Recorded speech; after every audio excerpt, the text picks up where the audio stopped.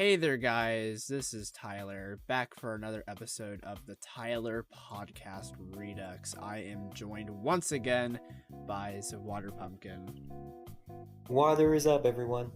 Yes, indeed, water is up. So, real quickly, I just want to apologize that for the past few episodes, like all the episodes this year, it's only been the Water Pumpkin. I have been hoping for Proxy and Gabe to join. Proxy's busy and Gabe's probably busy. Probably during the summertime, they'll probably be here more often, and we might get more. I might try and get more guests to be on this podcast to spice it up a bit. So yeah, but for this episode, we're basically combining March and April. So the reason why there wasn't an episode last month is because there were not enough topics that warranted a full episode of the podcast. So I waited till this month, April, to cover both the April news and the April topics and the March topics. Which today, those being Scott Cawthon being accused of Zionism, FNAF AR actually shutting down, Scott Cawthon's cameo and Matpat's final theory, the Jim Henson FNAF puppet variations, some FNAF Movie 2 news, the Joy Creation Office demo, and Finance to Remember. So yeah, half of these are March, half of these are April. Anything you want to say before we begin, Zara Pumpkin? Yes, sore throats are a pain. Yeah. The water had like a sore throat for the past week. We were originally gonna record this episode and release this episode a week before, but unfortunately, yeah, he had a sore throat. But he's better now, thank God, and we can record this. All right. All right. So the first topic, as you guys already heard, yep, Scott Cawthon accused Zionism. So. Twitter. Or X. Shut up. See, okay, I am pro trans. I am pro calling people by their preferred names, but Twitter is the only thing I'll ever be okay with dead naming. Because fuck X. Oh yeah.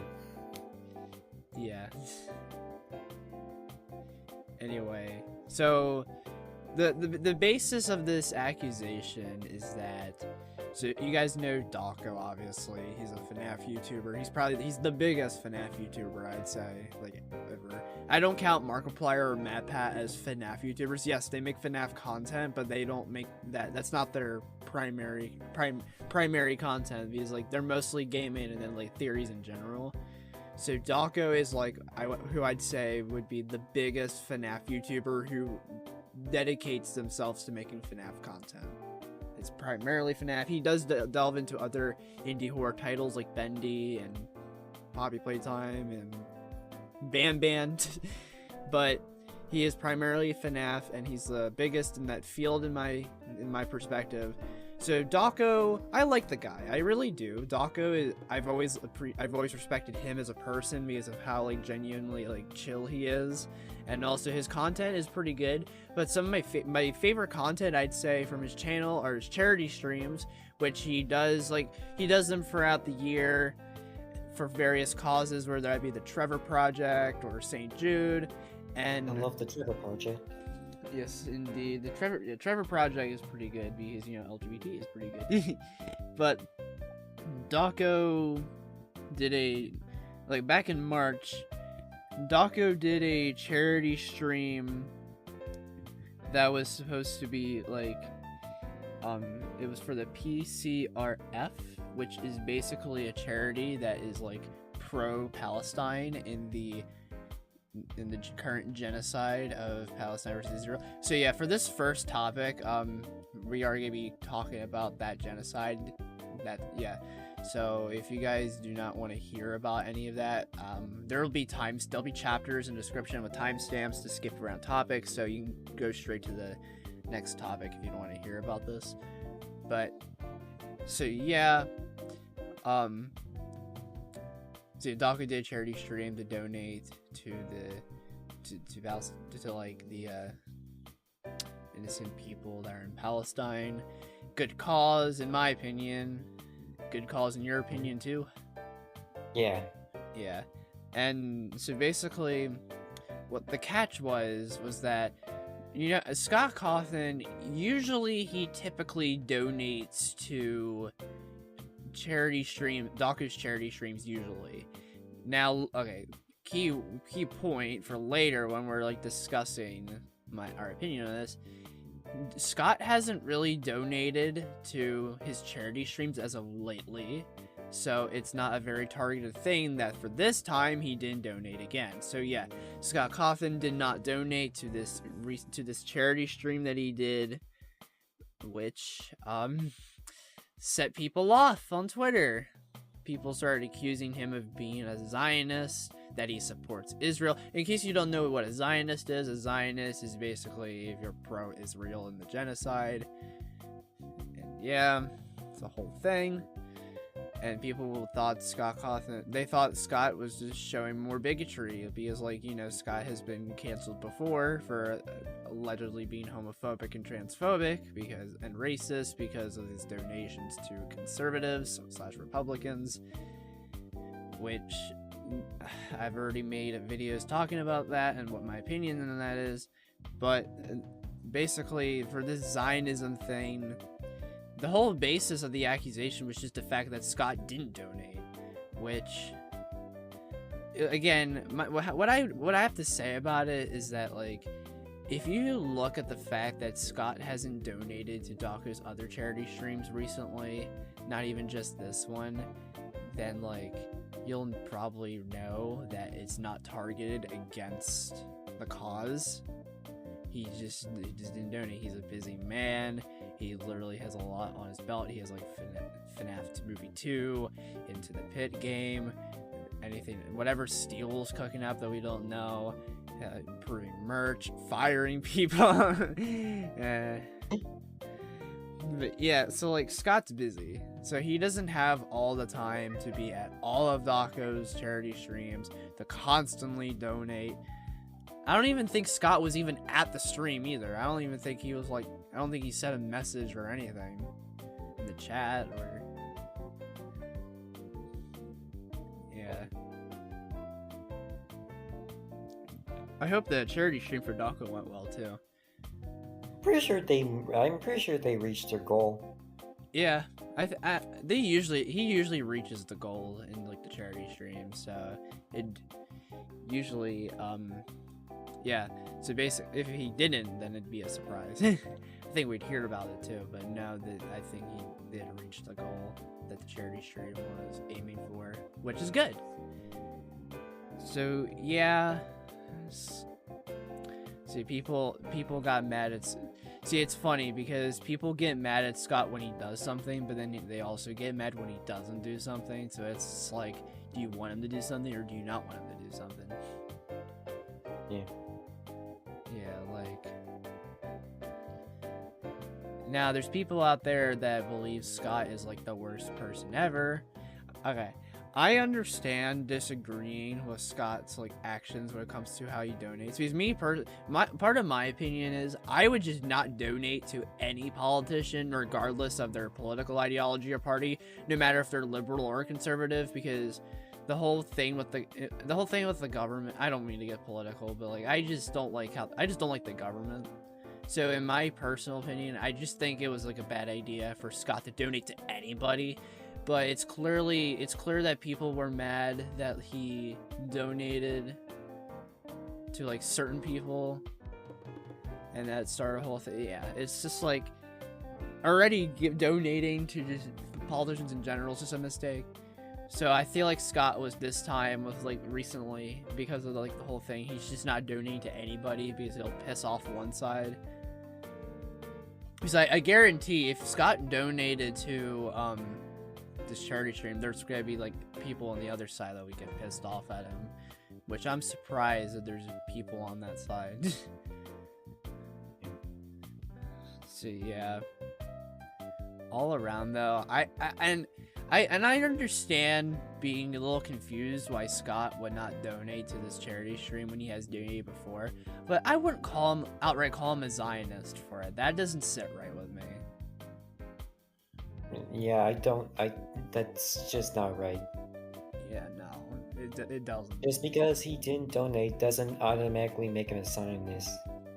Exactly. Like, just like how he donated to politics and people automatically called him a homophobe. yeah, like, first off, it's his money, and then second of all, it's like he's not. You shouldn't label somebody just because of like stuff like that, you know, because like something that people don't understand, even with like the 2021 controversy with the like Republican donations, is like it's like with stuff like politics, it's like a very like, it's not just like a black and white thing. There's a lot more to it than people think, like the general people will think. So that's why I wouldn't like label. I can disagree with who they donate to. Hell, I can disagree with like the fact that donations went to somebody, but I'm not gonna call them a label because they prefer a certain person to certain people because of certain other reasons that are not the reasons people think he's donating them to for. Like economic reasons. But yeah, I see the Zionism, Scott being accused of Zionism thing just reminds me of that original controversy that saw a lot of people off, because like it's like on the basis of Scott being accused of something that like he really isn't. It's like he's being accused of a label. This time he's just being accused of being a Zionist just because he didn't donate.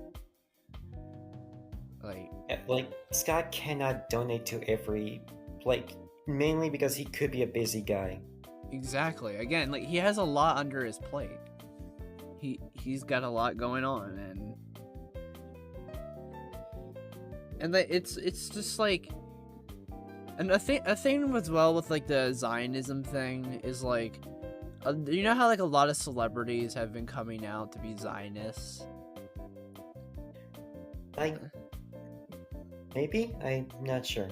You know, like, the guy from Stranger Things, whoever plays Will Byers, like, the actor, I think it's Noah Schnapp, I think, he came out as a Zionist, and then people obviously hate him for it, and it's like, you're just you're an actor. Nobody needs to know what your political opinion is. You should have just stayed quiet.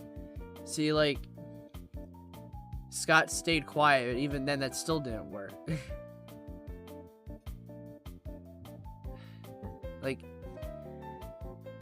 Like, I don't know why. It's Twitter. Twitter? Yeah. Anyway, is there anything else you want to say before we move on to the next topic? Because honestly, this topic gives me a fucking migraine just thinking about it. Yeah, I think people need to think more before what they say.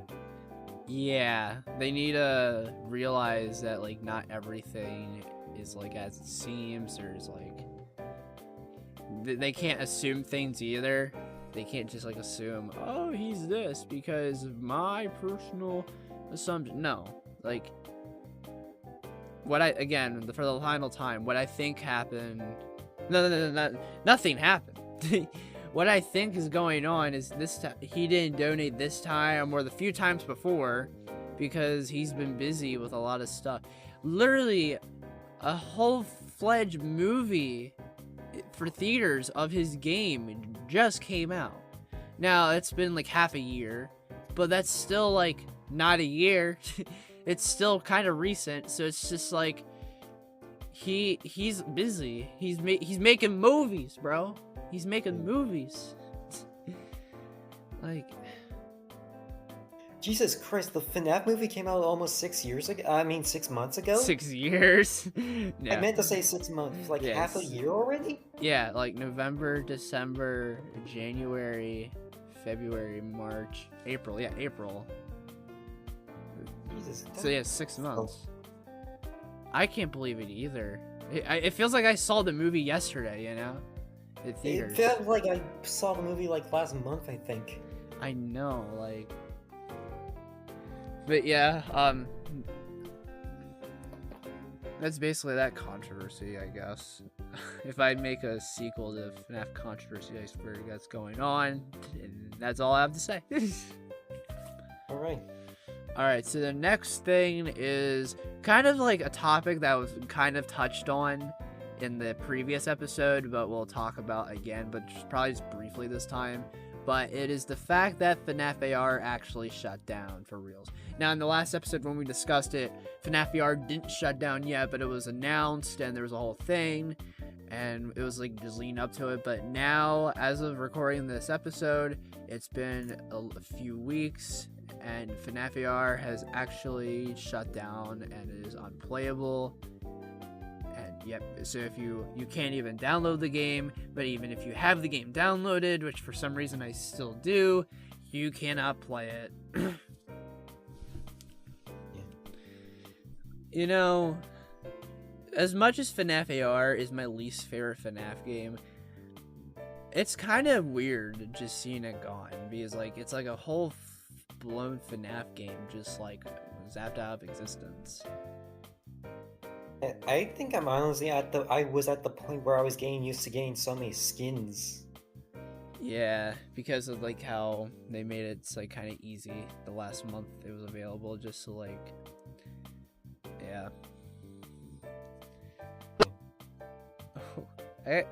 I can't imagine. Well, I can now. I was going to say I couldn't imagine a world without FNAF AR, but I guess I can now, because we're in a reality where FNAF AR special delivery is shut down, and then I just wonder what Illumix is gonna do now. Didn't they partner up with Disney a couple years ago? Oh yeah, they did, but I don't know if anything's like come from that though. Maybe something has. I don't know. I haven't really been paying attention to what like Illumix, the company, has been doing. I was more like invested with what they were doing with FNAF AR, as much as I didn't really like the game. But yeah, so yeah, that's great. It's just weird. That whole FNAF game's just gone.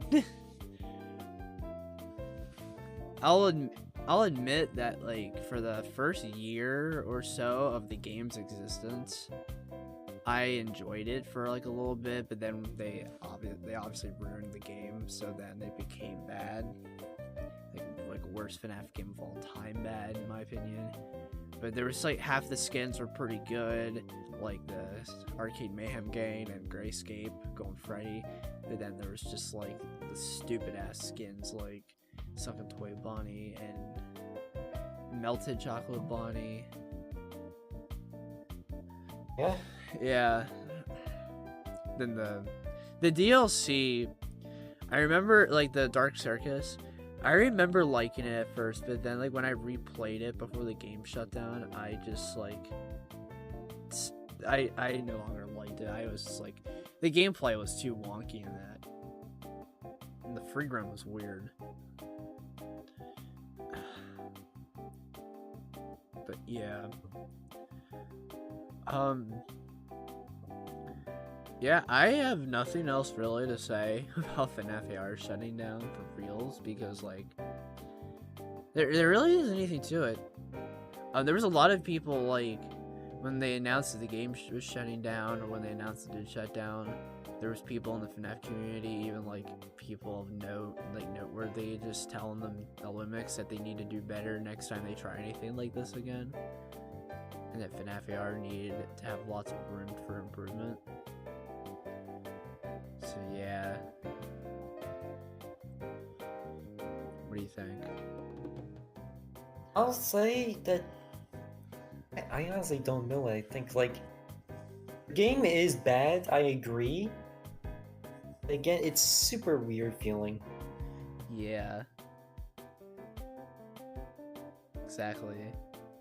It's weird too because like I do have some 2019, 2020 like nostalgia, I guess, for the game. So it's just like I can't ever relive that ever again. No matter, because again, it's not available. Now, what I am thankful for though is that Forsaken AR is still around and kicking. Because I was just about to mention that. Yeah, so if you still want to play FNAF AR, technically you could play that. And I heard it's like a better, it is a better, I've tried it before, it is a better FNAF AR than like the original. But yeah. I have nothing else really to say. How about you? I'll say I was kind of surprised to see a lot of people actually gonna be doing tributes and like good tributes to the game, like saying goodbye and doing a song saying goodbye. Yeah, positive tributes. I don't think that's deserved, honestly. Again, FNAF. Sorry, go ahead. Oh, here we go. Again, FNAF AR was just like, yeah, like it had like good qualities, but like it was a mistake, honestly. Illumix stopped caring. See, what the thing is when like when the developers don't care about something, why should you care back? And it's like, why are these people making these good positive tributes? Why are they putting it? Why are they giving a tribute to something that the developers themselves don't even care about, you know? I don't know if I should say this, but I had like comments on my video being negative about FNAF AR and saying goodbye to it in a negative way. I was surprised to actually get comments on that video where they were gonna miss AR, but again, they can have their own opinions, I guess. Yeah, I guess. Yeah. You move on to the next topic? Again, I have nothing else to say. Yeah. Again, we could move on, but again, thank you for giving us Boulder Toy Bonnie. Yeah. Boulder Toy Bonnie is one of the better skins, I'll agree. So, the next topic is probably the big one, in my opinion, out of all of these.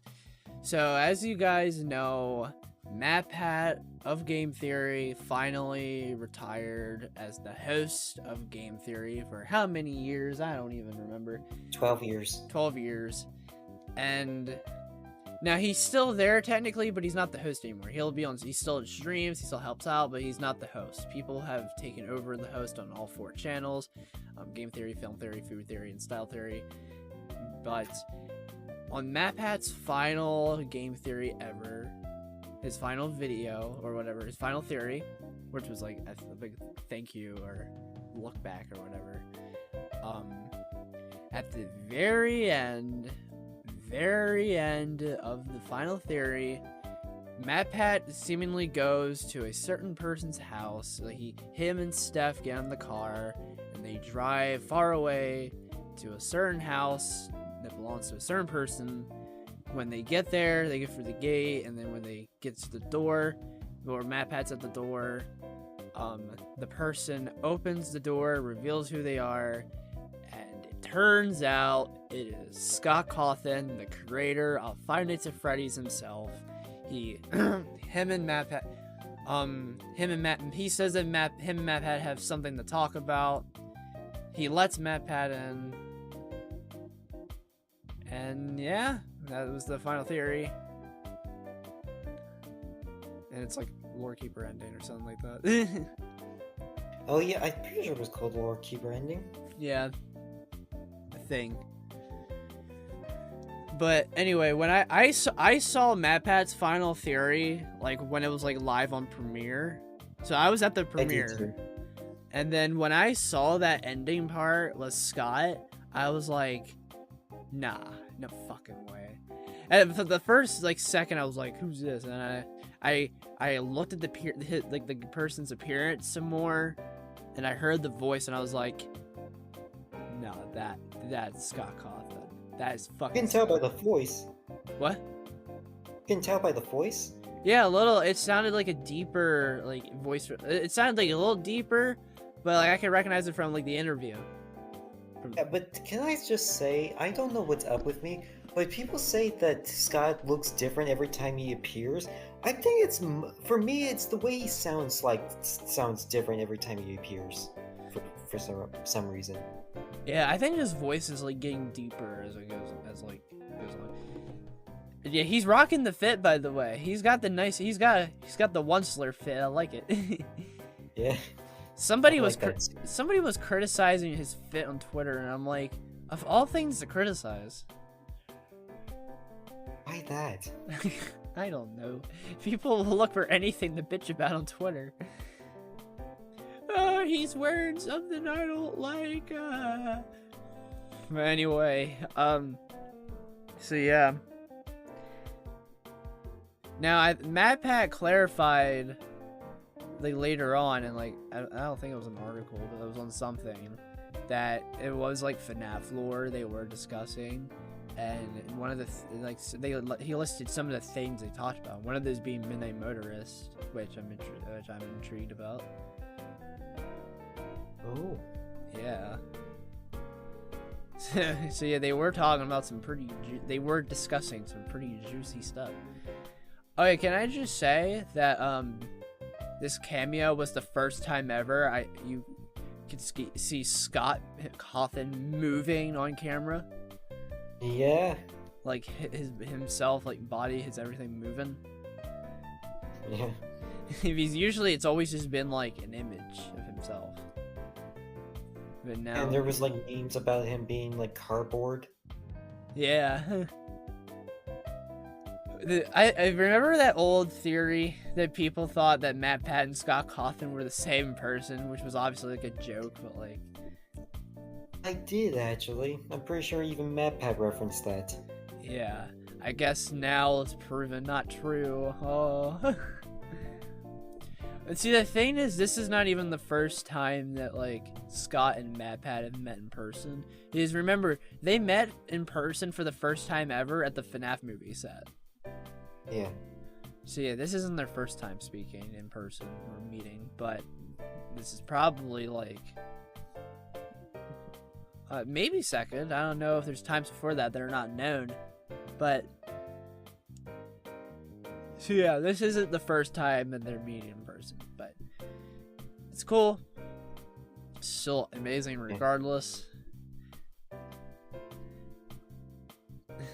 I remember like Matpat's like chat, like premiere chat, where like Scott Cawthon.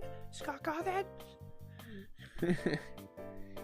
And I was surprised. I was like, Scott? They were excited.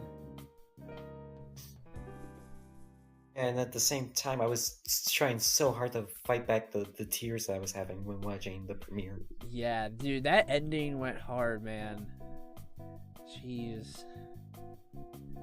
I wish we could have solved more, but obviously it's for like the length it is, just so it's more special, which I think I actually do prefer. Yeah. So yeah. All around though, Matpat's like final theory was like a good video too in general, even without just like even with like outside of the Scott stuff, it's still like a good video, and the Scott stuff made it better. And yeah, the newer hosts of Game Theory and whatever, they have actually been doing a pretty good job, I'd say. I agree, actually. Yeah, I feel like the people were chosen wisely, and yeah, Game Theory, Film Theory, they're all still good channels, even without Matpat in the bigger picture. Now, Matpat will always be the face of Game Theory, but I guess some people, and obviously these new people can't match him, but like they can still be good and stand out on their own, and so far they are. I feel like it wasn't like the first Game Theory with the new host, like a Poppy Playtime Theory. Yeah, it was. Yeah, that one was pretty good. Sure, that was also a premiere video as well. Yeah. Oh wow, that actually reminds me. I did know an Easter egg in the Poppy Playtime Chapter 3. They actually did a reference to Matpat for his retirement. Oh, in like the game? Yeah. Oh, I didn't know that. It's interesting. I still love how one of Matpat's like final theories before he retired was him dissecting all of Neighbor's show frame by frame. Oh yeah, because Tiny Bill really wanted him to do that. Yeah. Oh, I bet he'll enjoy dissecting this frame by frame. But yeah, is there anything else you want to say before we move on? Because I have nothing else really. Yeah, I do know because now that Scott actually had a video now, I'm pretty sure people are now making like thirst traps for some reason. Jesus Christ.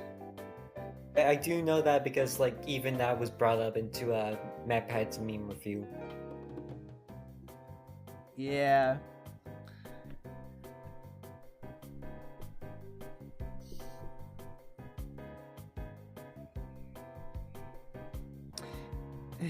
Anyway, so the next thing to talk about are so basically Jim Henson's Creature Shop, the company or whatever behind the FNAF animatronics for the FNAF movie, they made some puppets of the FNAF 1 crew, so like Freddy, Bonnie, Chica, and Foxy, and the Cupcake. And this isn't really anything huge, but I just wanted to like talk about them for a little bit because they're well done. They look pretty good. Bonnie looks a little stoned, but they all still look pretty good. I feel like the Cupcake or Foxy's like the best one. Yeah. The Cupcake's the best one. I'd say I never thought we would actually get the Muppet version of the FNAF animatronics. Yeah, like I could see these being in like the Muppets, dude. That's cool. Just put Kermit the Frog alongside them. Yeah. But yeah, like these are some pretty nice looking puppets, I will say. Yeah, they look really good. Yeah.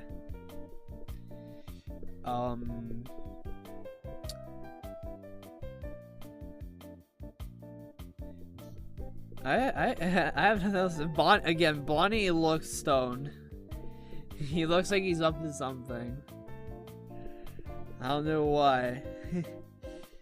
If you know I'm gonna have the image on the screen in the like YouTube video version of it. But yeah, Bonnie. Oh, don't you dare! But yeah, Freddy looks kind of goofy too, but I think it's like a good type of goofy.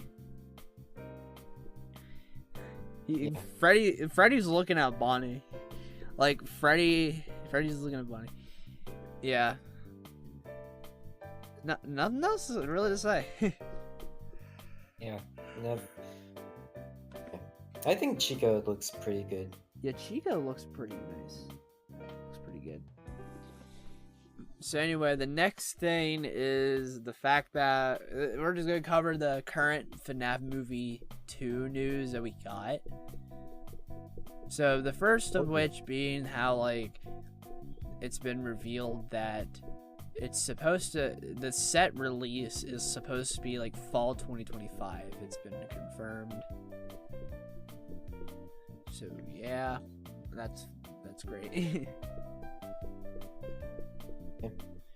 I can't wait. I'm assuming they're gonna start filming like fall 2024. It's my guess. Pretty sure they said they were planning to start filming in October. Okay, so yeah, fall 2024. So yeah, October 2024. And yeah, and then the other piece of news is that the animatronics are currently being made. The toy animatronics, because there's like an image out there of the Jim Henson's Creature Shop crew working on Mangle, but as if you look around, you can see Toy Bonnie's ears. Yeah, that got you excited. Yes. I was jumping around in my house all day after that. Toy money. But yeah.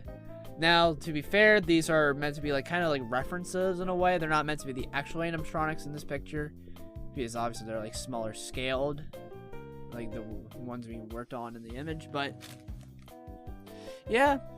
And then for the withered animatronics, they're gonna basically take the classic animatronics from the first movie and they're just gonna like wither them up a lot, which I can see it working. That makes sense. If it's gonna be a sequel and not a prequel. Yeah, exactly. Yeah, it makes more sense story-wise too. There's probably gonna be some people, dude, because you know how like the first movie got like people mad a little bit because it didn't follow the FNAF lore or whatever because it's like in a separate universe. Yeah. Yeah, they're gonna be even more pissed with the second movie because of how that's gonna be a sequel instead of a prequel. Yeah. Yeah. But yeah, I am excited for the second FNAF movie. I feel like it's gonna be an improvement of the first one. The first one I already really liked, but I loved. The second one, cannot wait even more. I mean, they did say they're planning to make it a lot more scarier than the first one. I can see that with how like characters like Mangle and Withered Bonnie, the puppet even. The puppet's definitely gonna be in it. There's no way they're not gonna include the fucking puppet. Yeah, if they do not include it, I'm just gonna be super surprised because like the puppet's like one of the most important characters in the series. Yeah, in FNAF 2. Hell, she was even teased at the end of the first movie in the credits. Like, you got. There's no way they're not gonna have the puppet. Yeah, I wonder if they're gonna reference any hoaxes again this time. Again, I did mention this in like a previous podcast about the purple guy animatronic. Yeah, I've always been like 50-50 on if they're gonna reference that or not because of how like Sparky made sense because it could be like its own animatronic of like based off of nothing. It's be What there, about but like Toy Golden Freddy? But like, hold on, but like the purple guy animatronic is literally based off of like a person. It's like what the fuck? And Golden Toy Freddy, maybe. I don't think that one's that popular enough. I don't know.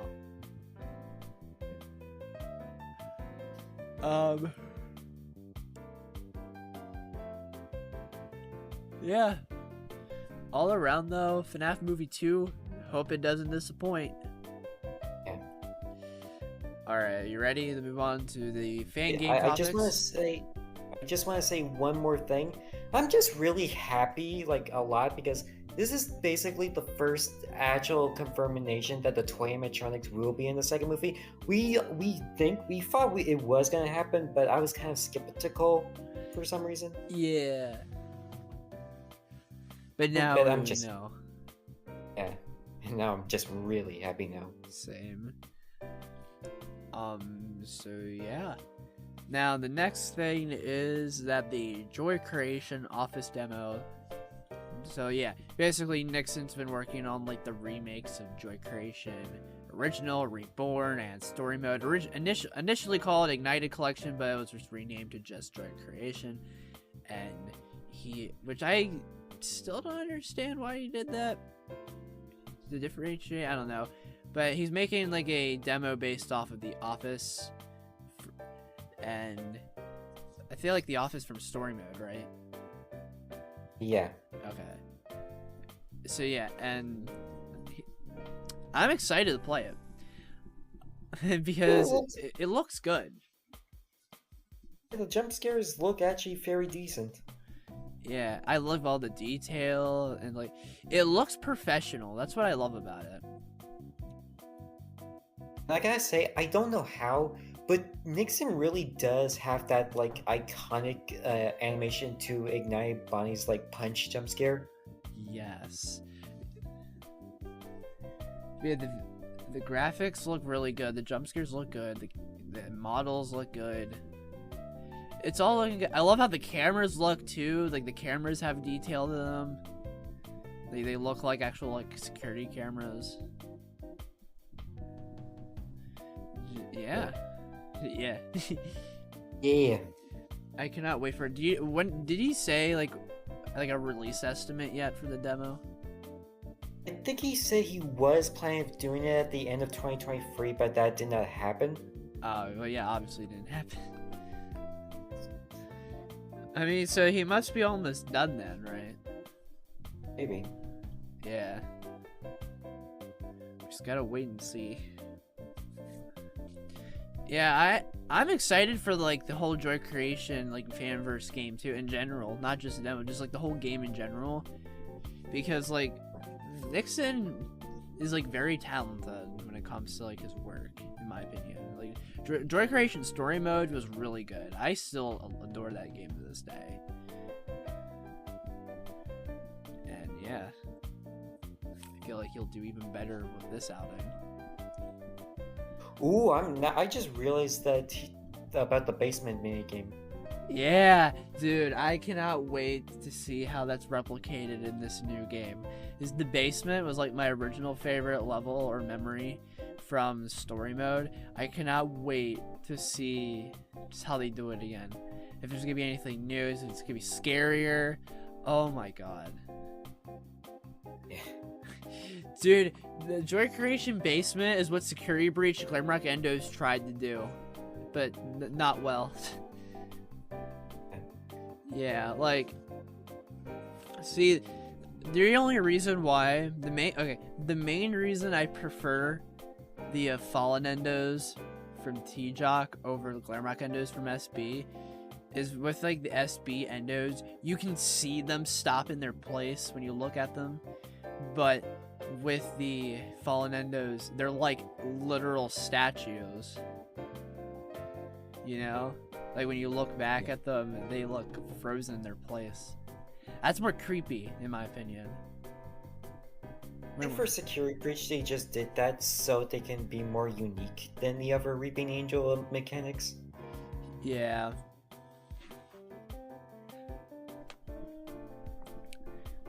Yeah, I'm surprised there isn't like many like Weeping Angel mechanics in FNAF. I guess like Joy Creation and Security Breach, like big standout titles, just did it already. So people will still do constant music box mechanics, but I do know that that a Roblox game also recently did the Weeping Angels mechanic. Oh, interesting. That is interesting. But anyway, so yeah, and then obviously, yeah, I forgot what I was gonna say. That's all really much left I have to say about TJOC Office demo, or just TJOC in general. Exciting Fanverse game. So the final topic for the podcast, we got Five Nights to Remember, which is the only, so far, the most notable FNAF fan game to come out this year, which I'm disappointed by because I thought there'd be more, but we got this, and in my opinion, I made a fan game review on this game. Five Nights to Remember, in my opinion, is pretty fucking good. Yeah. It's by Radiant's team. It's a remake of a 2015 fan game by the same name. And yeah, the gameplay is like it has a pretty enjoyable loop to it, which is usually the case with a lot of Radiance's games or fan games. Graphics are pretty good. Night 6 is hilarious. You know what Night 6 is like, right? Yeah, it's like just the original game. Yeah, but it's like perceived to be in like a funny type of way. Like it's like a joke night in a way. I love it for that. Custom Night's interesting because of a certain character. I was going to bring her up. Do you wanna? Not anymore. Yeah. There's a certain character in Custom Night with this interesting mechanic, with an interesting just vibe to her. Oh my god. And then You're gonna use a render of her for the background image? No, I'm not. I already Okay. I already have the images selected for the thing because I have free time today. But yeah. The other custom night exclusive characters are pretty good. I like the spider one. His name's like Stan, I think. Yeah. Isn't like Stan Lee. Stan Lee. Yeah. The only criticisms I really had for the game were that, like, I feel like the lore should have been, like, if they were gonna put lore into it, which they were trying, they should have had there be a little bit more so people can be kind of interested in the lore. The game also doesn't really do anything that's standoutish besides being, like, one of the better Fredbear fan games.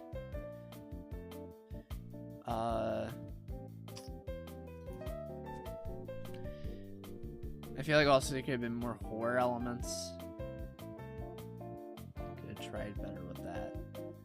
But otherwise, yeah, Five Nights to Remember was pretty good. Now, I seen controversy on Twitter over the custom night character that starts with a B, but for some reason, yeah, I don't understand why people are complaining about her. It's just like, it's just a fan game, dude. It's just a fan game character.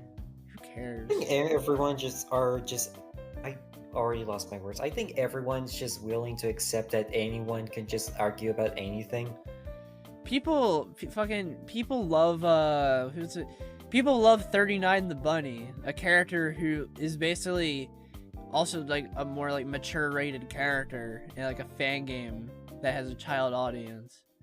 But people love him, but they'll complain about this bitch.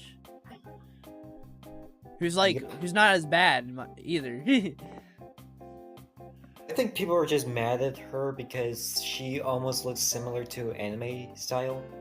I guess. I mean, to be fair, she doesn't really like fit with like the other characters in like the night. She is definitely like a standout type of character in the best way possible, but yeah. Honestly, though, I don't mind Bunny. She's hilarious character in the game, in my opinion. We finally said her name. Jesus Christ. Why were you foiling her name again? Huh? Why were you foiling her name again? I don't even know. I guess her name just reminds me of my friend by the same name, I guess. Oh! That's like the only reason. I didn't have a problem saying her name regardless. But yeah, yeah. But Five Nights to Remember, pretty solid game. I just wish there were more notable FNAF fan games to come out. Because, like, I have a list to make at the end of the year. I need content. I need fucking content. Make me content. Oh, God. Anyway. Yeah. Anything else you want to say about Five Nights to Remember before we conclude this podcast episode? Yes. Actually, no, I totally forgot what I was gonna say. Damn it. Anyway. Oh. Sorry. Do you remember? Oh no, it's my phone went off. Oh. Anyway, yeah, that is basically today's podcast episode, Tyler Podcast Redux. So yeah, we talked about a lot of things throughout March and April, last month and this month. Scott Cawthon being accused of something yet again. FNAF AR going bye-bye for reals. Scott Cawthon making a final appearance in the final theory of the final of the Matpat. Jim Henson is adding FNAF to the Muppets. Fucking kidding. They made like FNAF puppet variations. Kermit the Frog here. FNAF Movie 2 news. They're gonna pump this bitch out in fall of 2025. And they're making the robots. So and the Nick of Sin, Nick's son, is making a demo to the new Joy Creation game, but it's like the Office level story mode. And Five Nights to Remember is pretty good fan game. And also Bunny exists. But yeah, pretty interesting stuff. I didn't have a lot to say with some of these this time, to be fair, but we've reached like 50 minutes in. That's usually my goal anyway for these episodes, so another podcast episode well done, I guess. Yeah. Glad your throat is doing better, Water. Yep. And yeah, everything else is usually in the script. There'll be chapters for these, obviously, and yeah, I'll see you guys in the next thing that I do. Toodles. See you later.